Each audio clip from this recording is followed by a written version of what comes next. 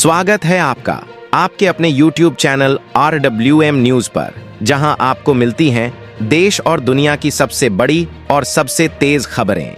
आज की top breaking news .UPI को लेकर बड़ा फैसला, छोटे ट्रांजैक्शन पर इंसेंटिव देगी सरकार। वहीं सरकार ने कहा कि देश में बिजली उत्पादन क्षमता में हरित ऊर्जा का योगदान 42% से अधिक। साथ ही प्रधानमंत्री नरेंद्र मोदी ने बिल गेट्स से मुलाकात की। इन सभी खबरों की सटीक जानकारी आपको मिलेगी आज के जबरदस्त न्यूज बुलेटिन में। तो चैनल को सब्सक्राइब कर लीजिए और देखते रहिए RWM न्यूज, जहां हर खबर मिलती है सबसे पहले और सबसे सटीक। चलिए बिना देरी किए जानते हैं आज की पहली बड़ी खबर। भारत ने सूरीनाम की पैशन फ्रूट इंडस्ट्री को बढ़ावा देने के लिए एक बड़ी मदद भेजी है। करीब $1 मिलियन यानी करीब 8 करोड़ रुपए की मशीनरी भेजी गई है, जिससे वहां का खेती और उत्पादन सिस्टम बेहतर हो सके। विदेश मंत्रालय के प्रवक्ता रणधीर जायसवाल ने बताया कि ये भारत और सूरीनाम के बीच मजबूत होते रिश्तों का हिस्सा है। यानी भारत न सिर्फ खुद ग्रो कर रहा है, बल्कि दूसरे देशों की भी मदद कर रहा है। IT मंत्री अश्विनी वैष्णव ने आज साफ कर दिया कि सरकार ऑनलाइन गेमिंग से जुड़ी परेशानियों को लेकर पूरी तरह से सचेत है। गेमिंग की लत और इसके संभावित खतरों पर सरकार नजर बनाए हुए है। लोकसभा में दिए जवाब में उन्होंने कहा कि सरकार की कोशिश है कि इंटरनेट हर किसी के लिए सुरक्षित, भरोसेमंद और जिम्मेदार माहौल वाला हो, ताकि लोग बिना किसी खतरे के इसका इस्तेमाल कर सकें। एलन मस्क के सोशल मीडिया प्लेटफॉर्म X पर आए AI चैटबॉट ग्रॉक को लेकर भारत में बवाल मच गया है। इसकी वजह है हिंदी में अपशब्द और गालियां देना। अब भारत का IT मंत्रालय इस मामले की जांच करने जा रहा है। सरकार ये देखेगी कि कहीं ये चैटबॉट गलत भाषा का इस्तेमाल करके यूजर्स के लिए परेशानी तो नहीं खड़ी कर रहा। पंजाब पुलिस ने किसान नेता जगजीत सिंह दल्लेवाल और सरवन सिंह पंढेर को हिरासत में ले लिया। इनके साथ कई और प्रदर्शनकारियों को भी पकड़ा गया। ये लोग चंडीगढ़ में केंद्र सरकार के साथ मीटिंग करके लौट रहे थे, तभी मोहाली में पुलिस ने इन्हें रोक लिया। इसके अलावा शंभू और खनौरी बॉर्डर पर किसानों का जो प्रदर्शन चल रहा था, वहां से भी पुलिस ने किसानों को हटा दिया। केंद्रीय मंत्री नितिन गडकरी ने बड़ा ऐलान किया कि अगले 6 महीनों में इलेक्ट्रिक गाड़ियों EV की कीमतें पेट्रोल गाड़ियों के बराबर हो जाएंगी। यानी EV लेना उतना ही किफायती होगा जितना पेट्रोल कार खरीदना। ये बयान उन्होंने 32वें कन्वर्जेंस इंडिया और 10वें स्मार्ट सिटीज इंडिया एक्सपो में दिया। अब देखने वाली बात यह होगी कि सच में ऐसा होता है या नहीं। अब सोचिए, ठगी करने वालों की हिम्मत कितनी बढ़ गई है कि उन्होंने मध्य प्रदेश पुलिस के सिटीजन पोर्टल को ही उगाही का जरिया बना लिया। ये लोग FIR की कॉपी निकालकर सीधे फरियादियों से पैसे मांग रहे हैं। यानी जो लोग पहले से किसी परेशानी में हैं, उन्हीं को और लूटने की कोशिश हो रही है। सागर पुलिस तक ऐसी कई शिकायतें पहुंच चुकी हैं। ट्रंप सरकार ने 12 मार्च से स्टील के आयात पर 25% टैरिफ लगा दिया और इसका असर अब दिखने लगा है। इससे चीन, जापान और दक्षिण कोरिया जैसे देशों से स्टील का आयात बढ़ने की आशंका है। इसी को देखते हुए directorate general of trade remedies ने स्टील और उससे जुड़े कुछ उत्पादों पर 12% सेफ गार्ड टैरिफ लगाने की सिफारिश की है। अब ये देखना होगा कि वित्त मंत्रालय अगले 30 दिनों में इस पर क्या फैसला लेता है। अमेरिकी राष्ट्रपति डोनाल्ड ट्रंप और रूसी राष्ट्रपति व्लादिमीर पुतिन के बीच फोन पर 1 घंटे से ज्यादा बातचीत हुई। व्हाइट हाउस के मुताबिक बातचीत अच्छी रही और इसका पूरा ब्यौरा बाद में जारी किया जाएगा। अब सबकी नजर इस पर है कि आखिर दोनों नेताओं ने किन अहम मुद्दों पर चर्चा की। अमेरिका के हवाई हमले के बावजूद ईरान समर्थित यमन के हूती विद्रोहियों का हौसला कम नहीं हुआ है। अब तो उन्होंने गाजा के हमास के साथ मिलकर हमला करने की योजना बना ली है। खबरों के मुताबिक हूती विद्रोहियों ने अपनी सेना को मध्य इजरायल को निशाना बनाने का आदेश दिया है। राष्ट्रपति द्रौपदी मुर्मू आज राष्ट्रपति भवन में चल रहे उद्यम उत्सव में शामिल होने वाली हैं। ये event ministry of micro, small and medium enterprises द्वारा आयोजित किया जा रहा है। इस उत्सव का मकसद देश की समृद्ध विरासत को आम लोगों तक पहुंचाना और MSME सेक्टर को बढ़ावा देना है। यह पूरा कार्यक्रम 30 मार्च तक चलेगा। UPI यूजर्स के लिए बड़ी खबर। सरकार ने BHIM UPI पर छोटे ट्रांजैक्शन को बढ़ावा देने के लिए नई इंसेंटिव स्कीम को मंजूरी दे दी है। इस योजना के तहत छोटे व्यापारियों और डिजिटल पेमेंट यूजर्स को फायदा मिलेगा। सरकार ने इसके लिए 1500 करोड़ रुपए का बजट तय किया है। मतलब अब छोटे लेन देन पर और भी ज्यादा सहूलियत मिलने वाली है।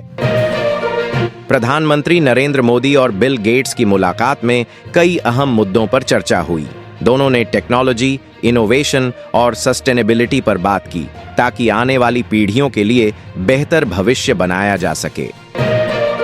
पर्यावरण मंत्री कीर्तिवर्धन सिंह ने कहा कि भारत सिर्फ जलवायु संकट का सामना नहीं कर रहा, बल्कि इसके हल के लिए बड़े कदम भी उठा रहा है। नई दिल्ली में एक कॉन्फ्रेंस के दौरान उन्होंने बताया कि भारत 2047 तक एक विकसित और जलवायु लचीला भविष्य बनाने की दिशा में तेजी से आगे बढ़ रहा है।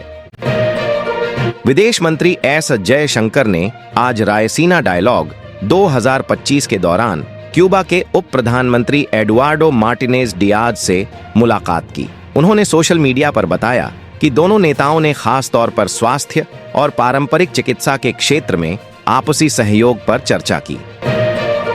लोकसभा में जल शक्ति मंत्रालय के बजट पर चर्चा शुरू हो गई है।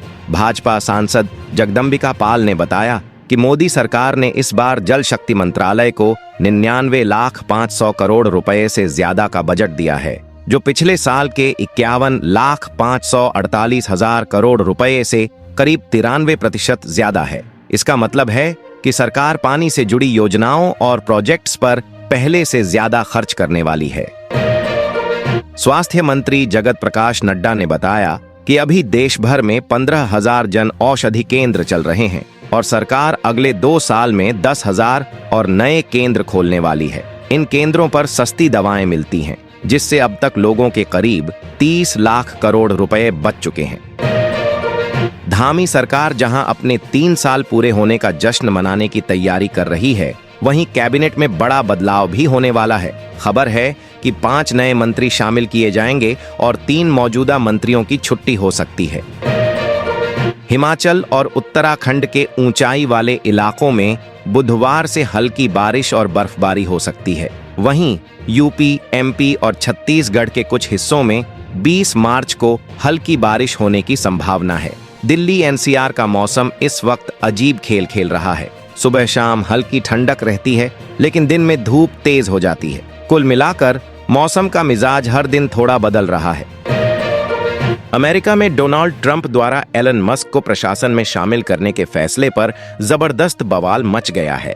विरोध इतना बढ़ गया है कि टेस्ला के शोरूम, चार्जिंग स्टेशन और गाड़ियों पर हमले हो रहे हैं। सिर्फ अमेरिका में ही नहीं, बल्कि दूसरे देशों में भी। IPL 2024 से एक बड़ा बदलाव हो सकता है। शनिवार से शुरू हो रहे IPL के 18वें सीजन में गेंद पर लार लगाने की पाबंदी हट सकती है। BCCI इस मुद्दे पर चर्चा कर चुका है और गुरुवार को मुंबई में सभी कप्तानों की बैठक में इसे लेकर फैसला लिया जाएगा। अगर ये नियम वापस आता है तो गेंदबाजों के लिए फायदेमंद हो सकता है। दिल्ली के रोहिणी के बेगमपुर इलाके में बुधवार देर रात पुलिस और बदमाशों के बीच जबरदस्त मुठभेड़ हुई। पुलिस को पहले से इनपुट मिला था कि कुछ अपराधी कार में इलाके में आने वाले हैं। जैसे ही पुलिस ने उन्हें रोकने की कोशिश की, फायरिंग शुरू हो गई, लेकिन आखिरकार पुलिस ने 3 कुख्यात बदमाशों को पकड़ लिया। 26 नवंबर मुंबई हमलों के आरोपी तहव्वुर राणा ने भारत में प्रत्यर्पण से बचने के लिए अब अमेरिका के सुप्रीम कोर्ट के मुख्य न्यायाधीश जॉन रॉबर्ट्स के पास अपील दायर की है। इससे पहले अमेरिकी सुप्रीम कोर्ट की जज एलेना कागन ने उनकी याचिका खारिज कर दी थी।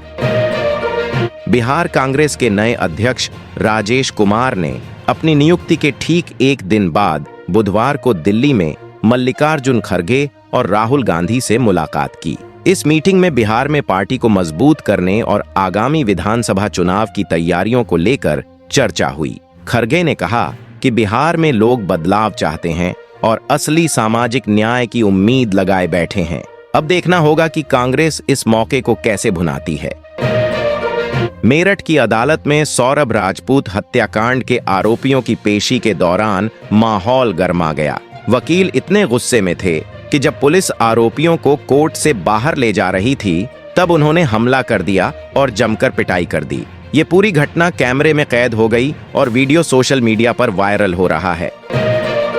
पाकिस्तान के सेना प्रमुख जनरल असीम मुनीर ने हाल ही में देश की गंभीर चुनौतियों और खतरों को लेकर खुलकर चिंता जताई है। उन्होंने साफ साफ कहा कि मौजूदा सरकार पूरी तरह फेल हो चुकी है और इसका सीधा असर सेना और आम जनता दोनों पर पड़ रहा है। उनके इस बयान के बाद पाकिस्तान में सियासी हलचल तेज हो गई है।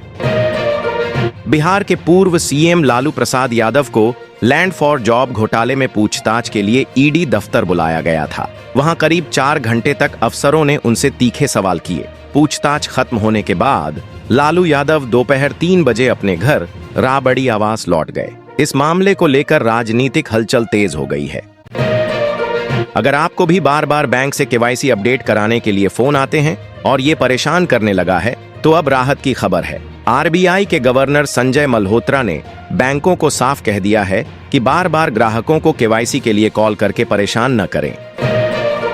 विदेश मंत्री एस जयशंकर ने रायसीना डायलॉग 2025 में खुलकर अपनी बात रखी। उन्होंने साफ कहा कि संयुक्त राष्ट्र ने कश्मीर के मामले में बड़ी गलती की है। पाकिस्तान ने जबरदस्ती कब्जा किया, लेकिन यूएन ने उसे ठीक से निंदा तक नहीं की, बल्कि भारत और पाकिस्तान को एक ही नजर से देख लिया। जयशंकर ने यह भी कहा कि अब ग्लोबल सिस्टम में सुधार की जरूरत है।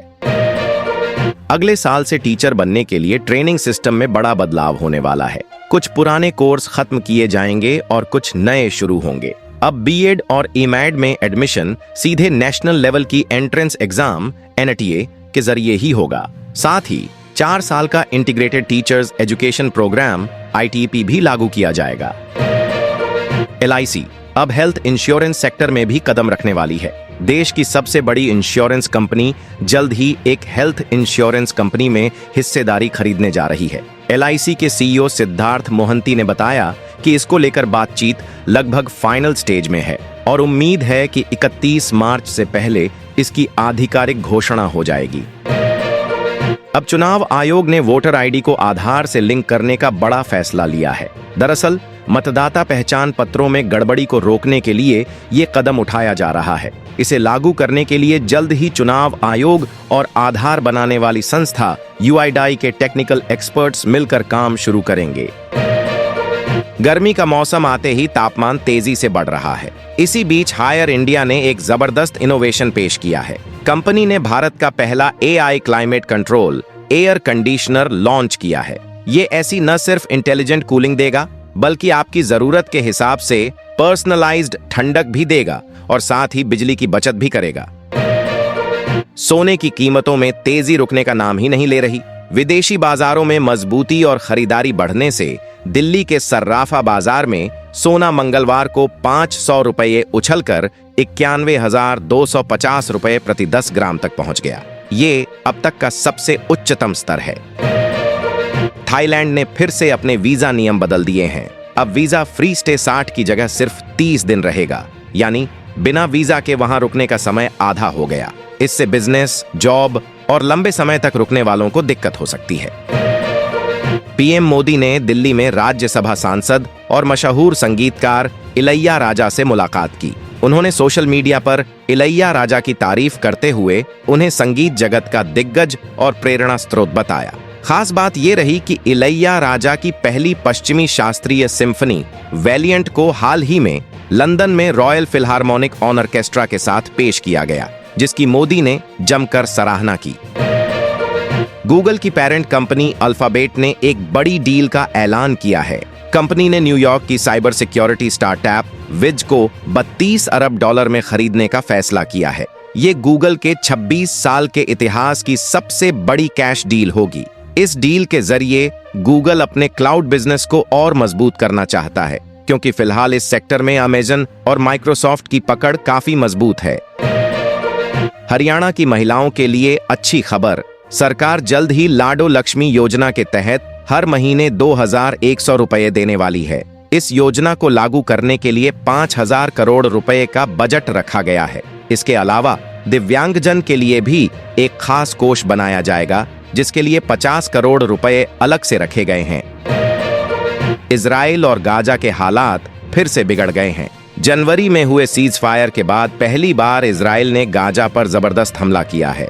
रिपोर्ट्स के मुताबिक हमास के ठिकानों पर बमबारी की गई है और इसमें कई लोगों की जान गई है। यह अब तक का सबसे भीषण हमला बताया जा रहा है। इसके साथ आज की वीडियो में बस इतना ही। अगर आपको वीडियो अच्छी लगी हो तो वीडियो को लाइक करें, शेयर करें और चैनल को सब्सक्राइब करें और बेल आइकन दबाएं ताकि नए वीडियो की अपडेट आपको मिलती रहे। तब तक के लिए जय हिंद, जय भारत।